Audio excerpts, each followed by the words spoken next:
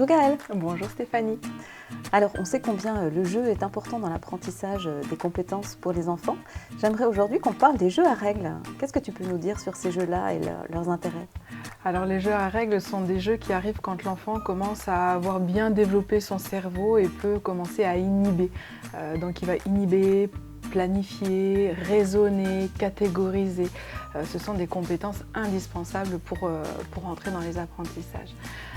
Donc les jeux à règles vont vraiment lui permettre de développer ses compétences qu'on appelle les fonctions exécutives notamment, de planification, mémorisation, etc. Mais aussi les habiletés sociales et la gestion émotionnelle, parce qu'il faut faire attention à l'autre, respecter des règles de groupe, respecter des tours de rôle. Donc voilà, ce sont des choses qui ne sont pas toujours évidentes chez les enfants et chez les adultes. Donc ces jeux à règles permettent de façon rigolote de développer toutes ces compétences chez l'enfant.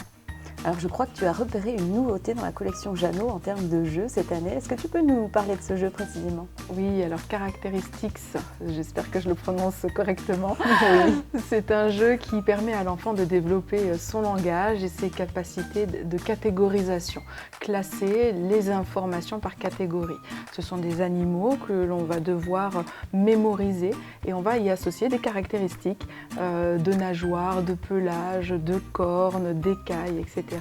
Donc c'est un jeu que l'enfant va appréhender seul, en famille ou en groupe, groupe classe, et du coup où il va découvrir les animaux, nommer les caractéristiques, puis une fois qu'il connaît ça, il va tirer une carte au hasard et le plus vite possible, on doit retrouver tous les animaux qui ont cette caractéristique.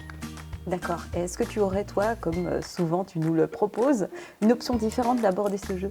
Oui. Alors on parle de développer le langage autour d'un jeu à règles. On peut le contourner, on peut au fur et à mesure, chacun son tour, on pioche un animal et on va raconter une histoire en groupe. Donc par exemple, si je pioche le serpent qui a des écailles, on va s'obliger à donner une caractéristique de l'animal pioché et on va commencer l'histoire. Il était une fois un serpent aux écailles dorées. Et le joueur suivant tire un autre animal, complète l'histoire, raconte le début et complète de son animal. Il était une fois un serpent aux écailles dorées qui rencontrait un lapin au pelage tout doux. À la fin de cette histoire, on peut la créer, on peut l'écrire, on peut la dessiner pour pouvoir la partager et la conserver aussi en souvenir. Magnifique, merci beaucoup Gaëlle.